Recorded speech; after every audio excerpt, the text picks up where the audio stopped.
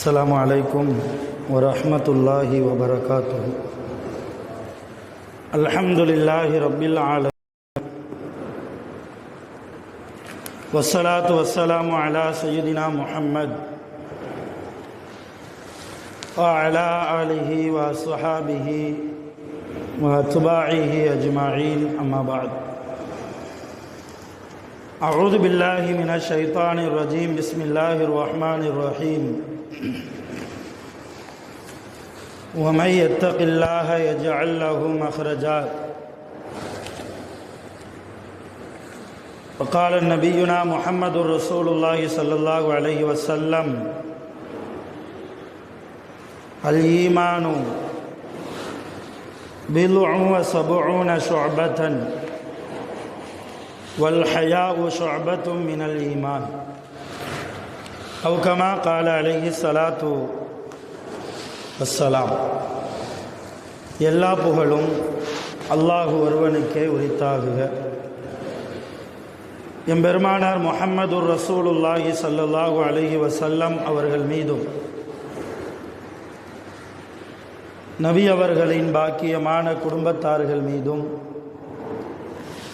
சஹாபா பெருமக்கள், தாபிஈன்கள், தபா தாபிஈன்கள், நாதாக்கள், சுஹதாக்கள், சாலிஹீன்கள், நல்லவர்கள், நம் அனைவர்கள் மீதும் அல்லாஹுவின் சாந்தியும் சமாதானமும் கருணையும் ஈடேற்றமும் என்றென்றும் நின்று நலவட்டுமாக. ஆமீன். எல்லாம் வல்ல அல்லாஹுவின் ரஹ்மத்தும் மேலான மகுஃபிரத்தும் நம் அனைவர்கள் மீதும் முழுமையாக வந்து சேரட்டுமாக. ஆமீன்.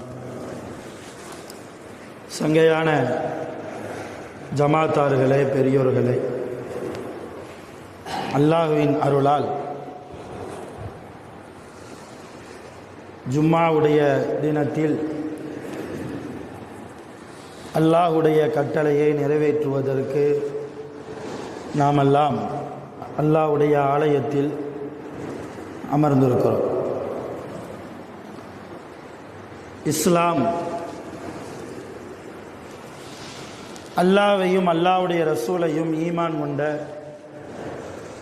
மூமீன்களை, முஸ்லிம்களை அழகான முறையில் வாழச் சொல்கிறது.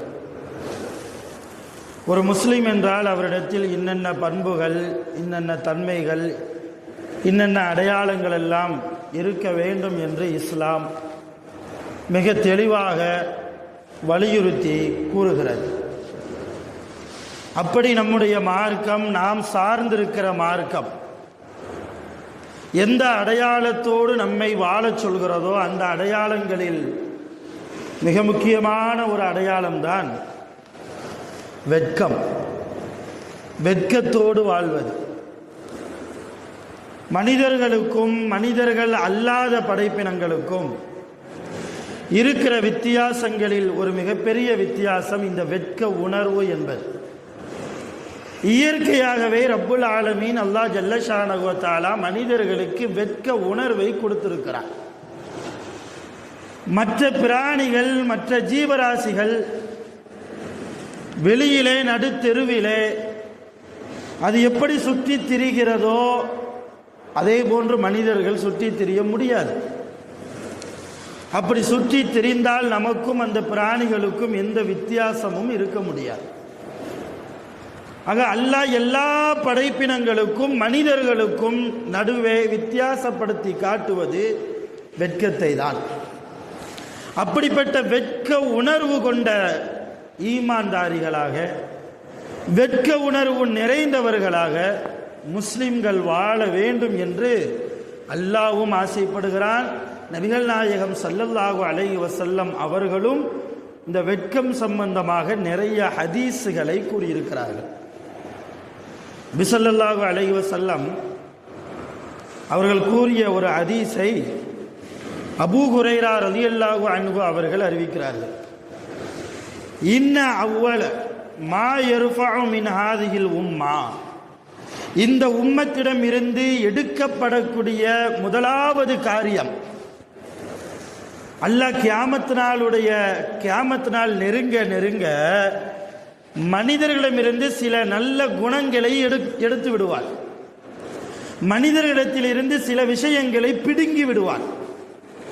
அதை பற்றி நபி ஸல்லல்லாஹு அலைஹி வஸல்லம் அவர்கள் கூறுகிற போது, கியாமத் நாள் நெருங்குகிற போது மனிதர்களிடத்தில் இருந்து, என் சமுதாய மக்களிடத்தில் இருந்து அல்லாஹ் முதலாவதாக எடுக்கிற விஷயம் அல் ஹயா.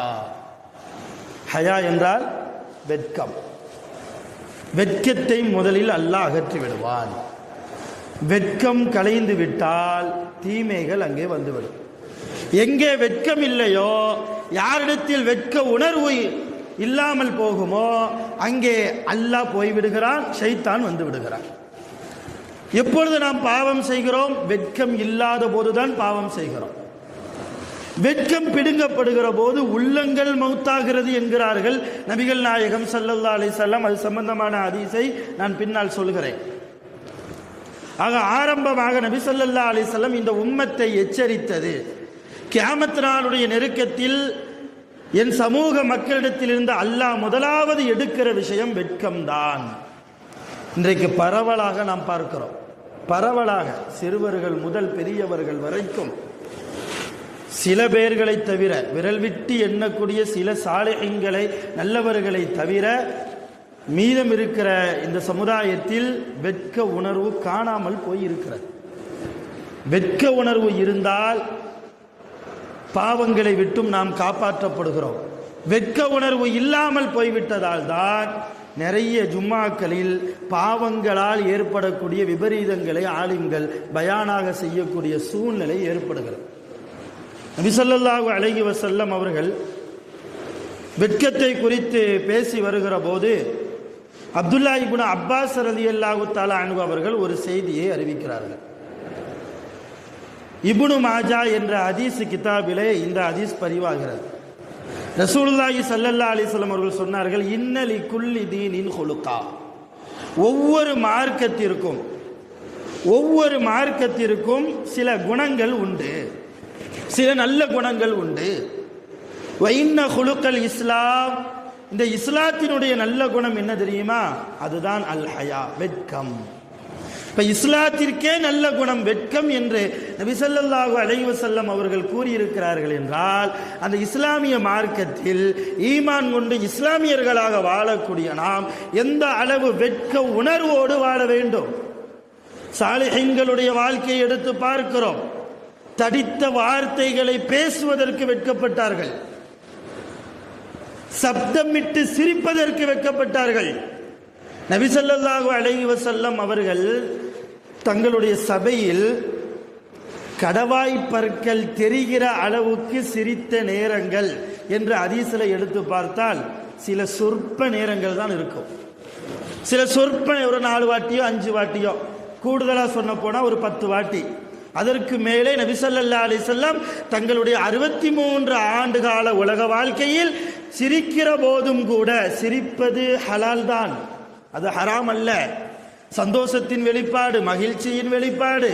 நாம் நினைத்தது நடக்கிறது, அந்த நடப்பதால் அதிலே வரக்கூடிய ஒரு உத்வேகம், ஒரு உற்சாகம், அதன் மூலமாக வருவதுதான் சிரிப்பு என்பது. அந்த சிரிப்பு இஸ்லாத்தில் தடையல்ல. ஆனால் அந்த சிரிப்பு விஷயத்திலும் கூட நபிகள் நாயகம் ஸல்லல்லாஹு அலைஹி வஸல்லம், நான் வாய் திறந்து சிரித்தால் என்னை பார்த்து என் ரப்பு வெட்கப்படுவானோ என்று பயப்பட்டார்கள் நபிகள் நாயகம் ஸல்லல்லாஹு அலைஹி வஸல்லம்.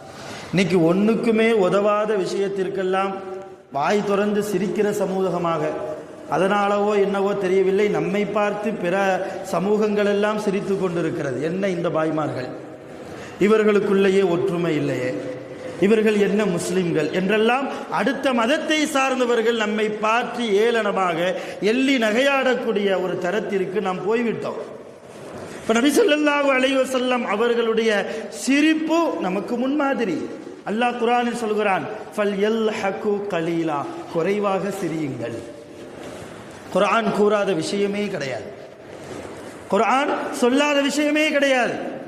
அல்லாஹ் குர்ஆனில் சொல்கிறான், ஃபல்யல்ஹகு கலீலா, நீங்கள் குறைவாகவே சிரியுங்கள். வல் யபுகு கஸீரா, அதிகமாக அழுகுங்கள் என்கிறான் அல்லாஹ். நீங்கள் செய்கிற தவறுகளை எண்ணி, நீங்கள் செய்கிற குற்றங்களை எண்ணி வருந்தி உங்கள் வாழ்க்கை எதை நோக்கி பயணப்பட்டு போகிறது என்கிற அந்த பயணத்தின் பாதையை எண்ணி வருந்தி நீங்கள் அல்லாஹ்வுக்கு முன்னால் சுஜூதில் இருந்து அழுது கொள்ளுங்கள், அதிகமாக அழுகுங்கள் என்கிறான் அல்லாஹ். இன்றைக்கு துஆவின் போது அழுக ஒரு பக்கம் இருக்கட்டும், அழுக ஒரு பக்கம் இருக்கட்டும், கையை ஏந்துவதற்கே கை வெட்கப்படுகிறது. துஆ செய்கிறோம், ஒவ்வொரு வக்து தொழுகைக்கு பின்னாலும் துஆ செய்கிறோம்.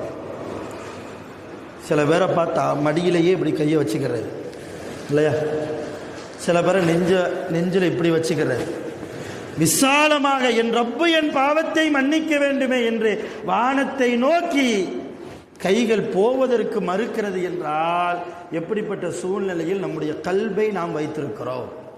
நம்முடைய கல்வில் எந்த அளவு தக்வா இருக்கிறது, நம்முடைய கல்வில் எந்த அளவு அல்லாஹ்வுடைய இஹ்லாஸ் இருக்கிறது, அல்லாஹ் நம்முடைய கல்பு நிரம்ப இருக்கிறானா, அல்லாஹ்வுக்கு நம் கல்வில் எந்த அளவு இடம் கொடுத்திருக்கிறோம், நம்முடைய உள்ளத்தில் எந்த அளவு இடம் கொடுத்திருக்கிறோம்? அருமையான பெரியவர்களே, அல்லாஹ்வின் மீது நாம் வைக்கிற நம்பிக்கை, அல்லாஹ்வின் மீது நாம் வைக்கிற அந்த தவக்குல், அல்லாஹ்வின் மீது நாம் வைக்கிற அந்த முழுமையான முஹப்பத் கபரிலே உதவும், கியாமத்தில் உதவும். அனுபவப்பட்டதற்கு பின்னால் வருத்தப்பட்டு எந்த ஒரு பிரயோஜனமும் கிடையாது. தீ என்று தெரிந்தும் கூட விரலை வைத்தால் அது சுடத்தானே செய்யும். அல்லாஹ் இரக்கமுடையவன், அவனிடத்தில் துஆ செய்தால் பாவங்கள் மன்னிக்கப்படும்.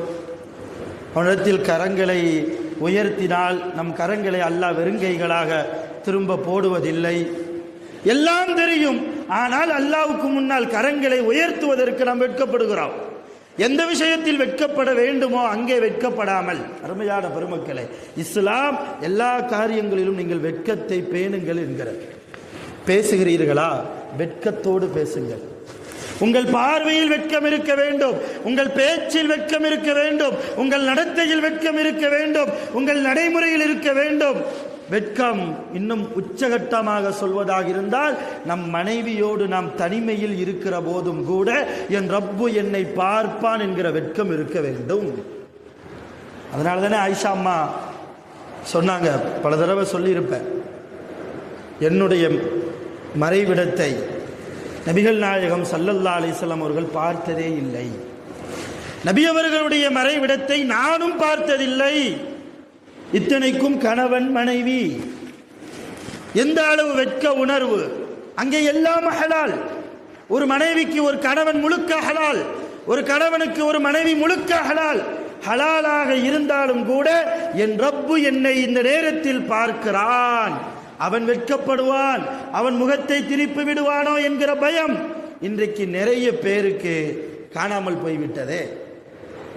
முஸ்லிம்களாக இருக்கிறோம், ஈமான்தாரிகளாக இருக்கிறோம்.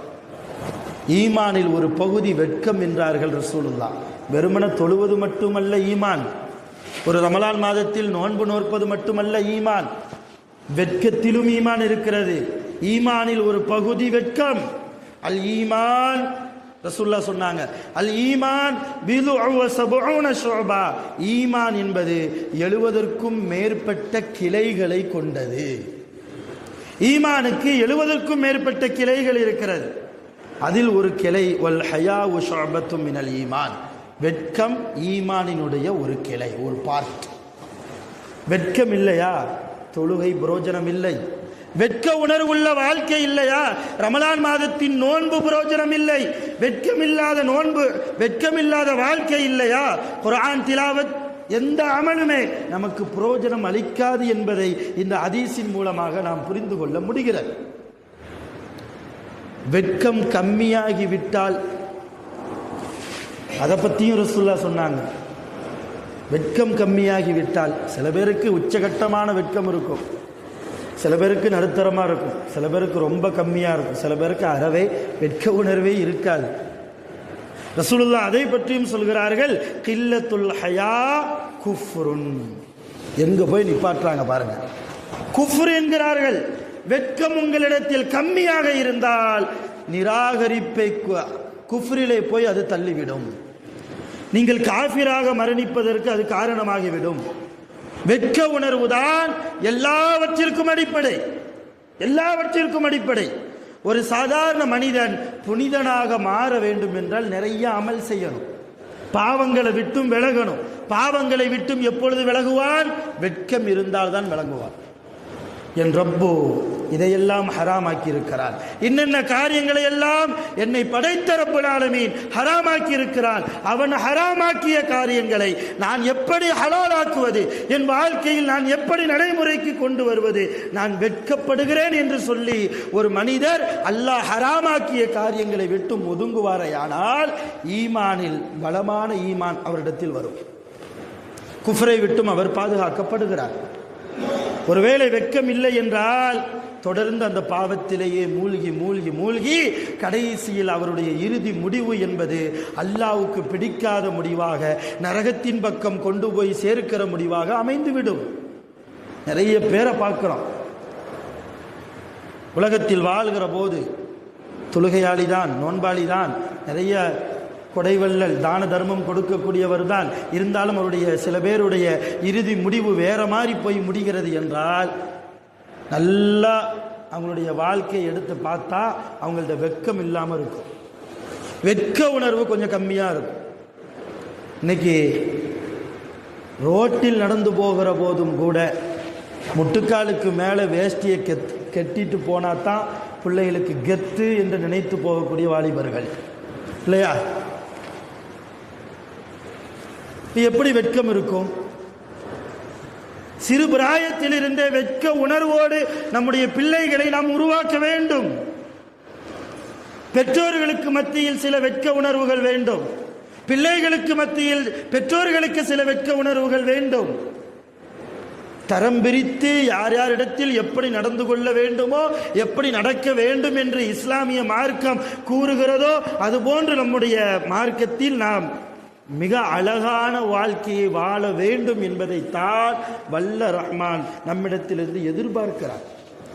சையதுனா உமர் ரலியல்லாஹு தஆலா அன்ஹு அவர்கள் கூறுகிறார்கள், ஒமன் கல்ல ஹயாவுஹு, யாரிடத்தில் வெட்க உணர்வு கம்மியாக போய்விடுமோ, யாரிடத்தில் வெட்க உணர்வு கம்மியாகி விடுமோ, கல்ல வராஹு, அவரிடத்தில் பேணுதல் என்பது கம்மியாகிவிடும், குறைந்துவிடும். பேணுதல் உள்ள வாழ்க்கை இருக்காது. வெக்கம் கம்மியாயிருச்சுன்னா, குறைஞ்சிருச்சுன்னா பேணுதல் குறைந்து விடும். வமன் கல்ல வராஹு, யாரிடத்தில் பேணுதல் உள்ள வாழ்க்கை, பேணுதல் என்பது குறைவாகிவிட்டதோ, மாத்த கல்புகு, அவருடைய உள்ளம் மரணித்து போகும். ஒமன் மாத்த கல்புகு, யாருடைய உள்ளம் மரணித்து போய்விடுமோ அவர் எங்க போவார்? தஹலன் நார், நரகத்தில் தான் நுழைவார் என்று செய்தனா அமீருல் முஃமினீன் உமர் இப்னு கத்தாப் ரலியல்லாஹு தஆலா அன்ஹு அவர்கள் கூறுகிறார்கள். உமர் ரலியல்லாஹு யார்?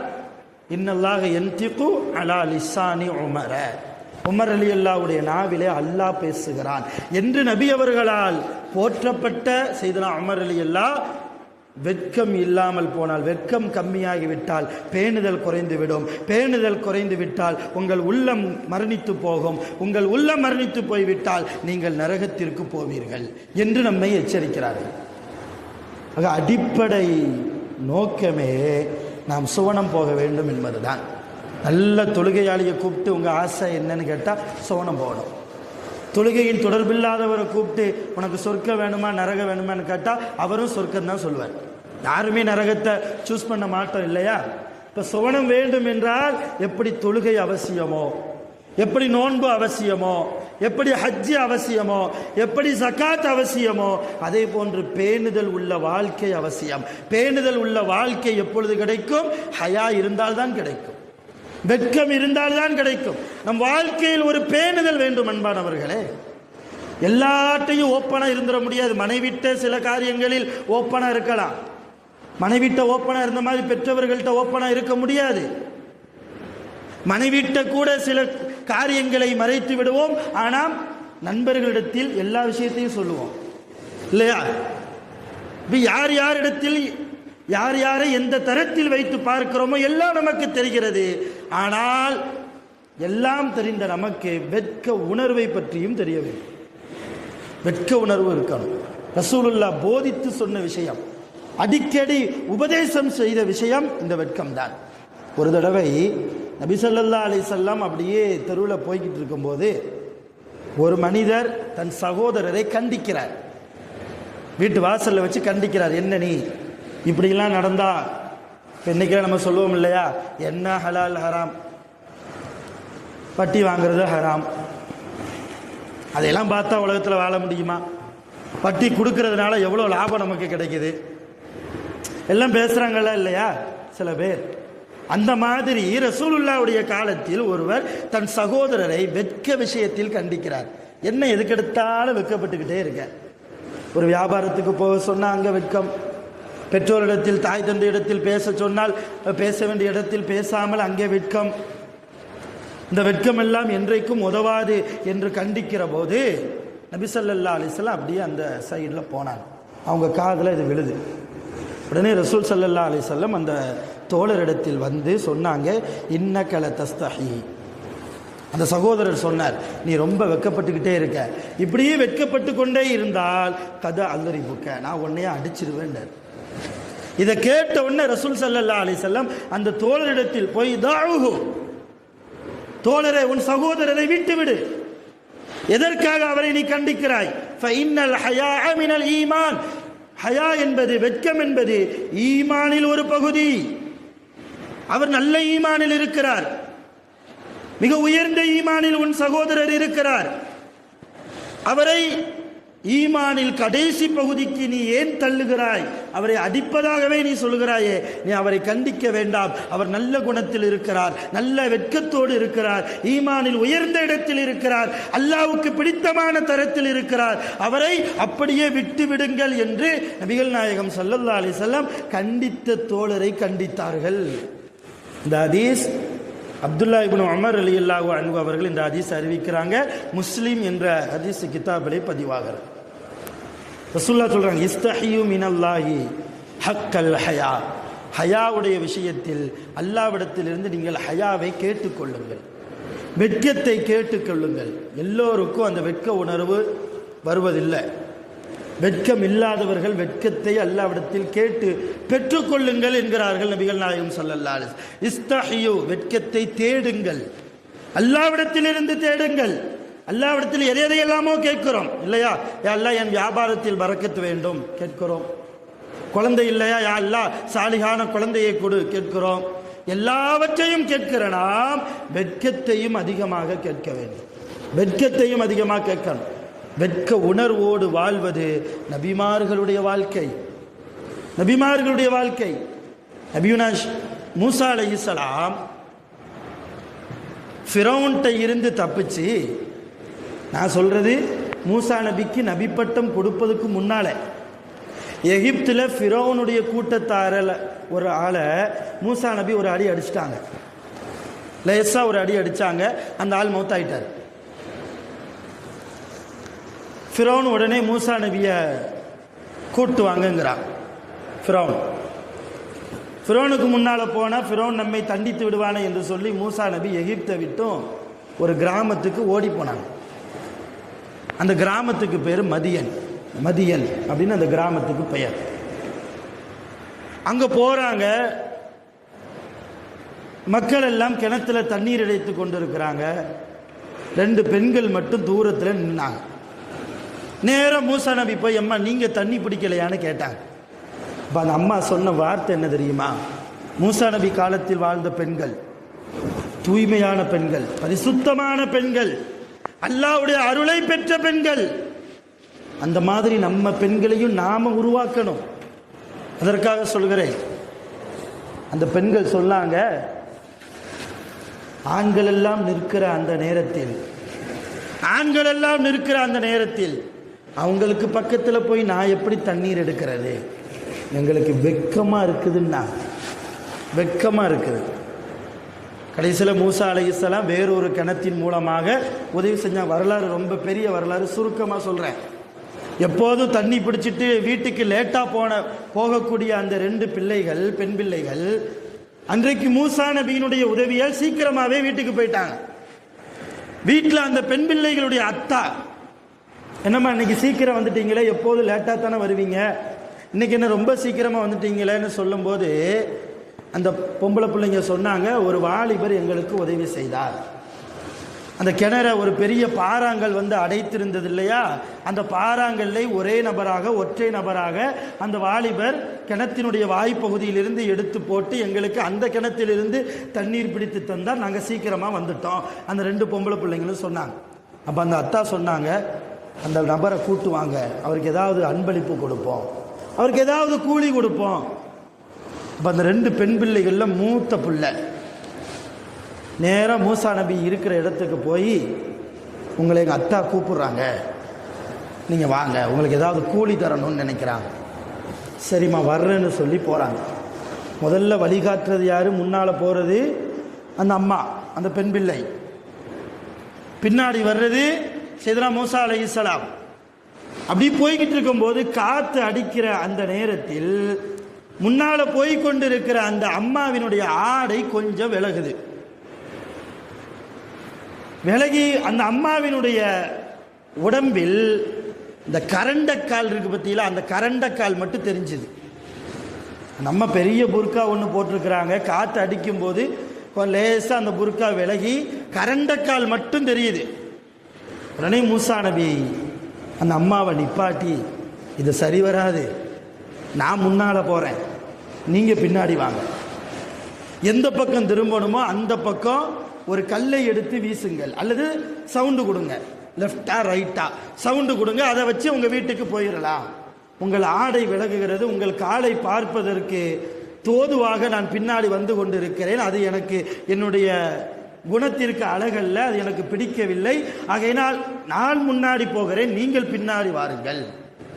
என்ன அழகான வெட்க உணர்வு உள்ள வாழ்க்கை, வெட்க உணர்வு உள்ள வாழ்க்கை. இந்த வாழ்க்கை இன்றைக்கு நம்மிடத்தில் இருக்கிறதா? அந்நிய பெண்கள் என்று கூட பார்க்காமல் மிக சர்வ சாதாரணமாக சகஜமாக பேசிக்கொண்டிருக்கிறோம் எல்லா பெண்களிடத்திலும். ஆனால் ஒரு மூசா நபி அவங்க பார்க்கணும் என்கிற ஒரு கோணத்தில் எண்ணத்தில் பார்க்கவில்லை. யதார்ச்சையாக பார்வை திரும்புகிறது. பயப்பட்டார்கள், அல்லாஹ்வுக்கு பயப்பட்டார்கள், அல்லாஹ்வுக்கு பயப்பட்டார்கள். வெட்க உணர்வோடு அவர்கள் சொன்ன வார்த்தை, நான் முன்னால் போகிறேன், நீங்கள் பின்னாடி வாருங்கள். கடைசி அந்த அத்தாட்ட போனாங்க, நடந்ததையெல்லாம் எடுத்து சொன்னாங்க. எகிப்திலிருந்து வர்றேன் எல்லாத்தையும் எடுத்து சொன்னாங்க. ஒரு 10 ஆண்டு காலம் அந்த பெரியவரிடத்திலேயே மூசா நபி வேலை பார்த்தாங்க. அந்த பெரியவர் யாருன்னா அவங்க தான் ஷுவைப் அலைஹிஸ்ஸலாம். அவங்க ஒரு நபி. மூசா அலைஹிஸ்ஸலாம் அவங்க கையில் எப்போதும் ஒரு கம்பு இருக்கும். அந்த கம்பை கீழே போட்டால் ஃபிரௌனுக்கு முன்னால் பாம்பாக மாறும். நம்மெல்லாம் வரலாறு படிச்சிருப்போம். அந்த கம்பை கொடுத்தது ஷுவைப் அலைஹிஸ்ஸலாம்.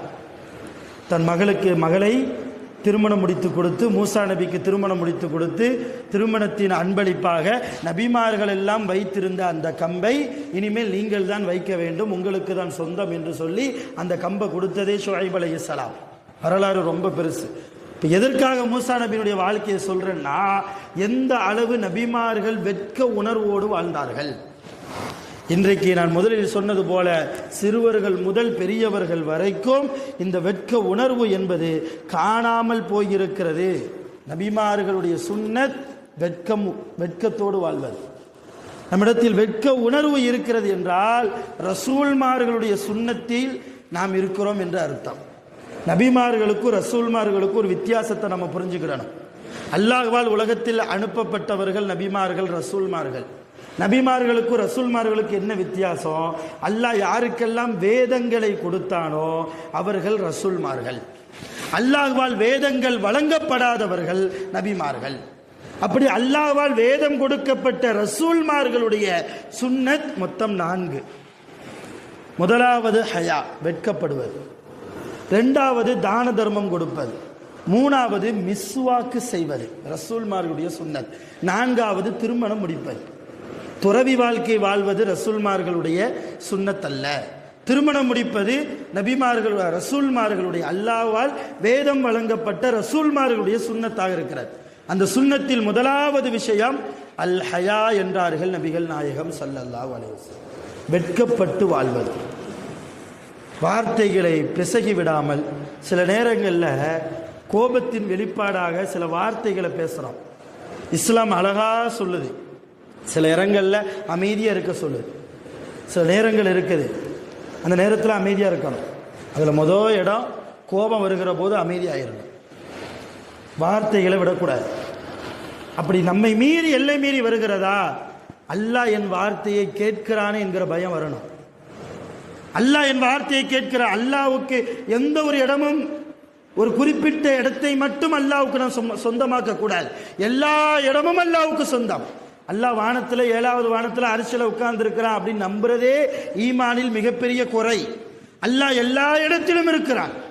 நான் பேசிக்கொண்டு இருக்கிறேன், எனக்கு பக்கத்திலும் அல்லாஹ் இருக்கிறான். நீங்கள் அமர்ந்து கொண்டிருக்கிறீர்கள், உங்களுக்கு முன்னாலும் பின்னாலும் வலது பக்கமும் இடது பக்கமும் அல்லாஹ் உங்களை உற்று நோக்கி கண்காணித்து கொண்டே இருக்கிறான். நான் பேசுகிற வார்த்தைகள் சற்று வித்தியாசமாக வருகிற போது நான் என்னை சேர்த்தும் தான் சொல்கிறேன், அல்லாஹ்வுடைய பயம் வர வேண்டும், என் வார்த்தைகளை அல்லாஹ் கேட்கிறானே என்கிற வெட்க உணர்வு நம்மிடத்தில் வரணும். இப்போ முதல்ல கோபம் வந்தால் அமைதியாயிடும். ரெண்டாவது,